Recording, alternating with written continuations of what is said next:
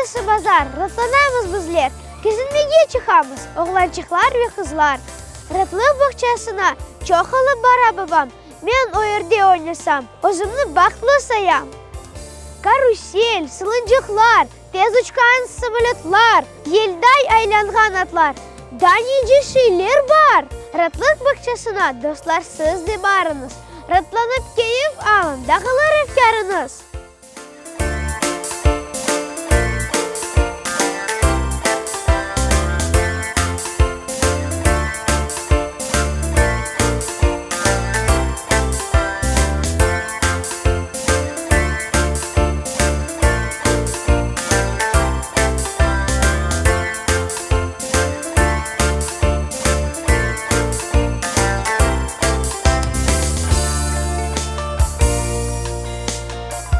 Güzde yapraklar uçar, tepede avelini, sorun mor koydu hoçu, şıtır şıtır stelini, serin lirin bir, havada kuru şeyler, oynaşır hatmet, toprakat lili şeyler.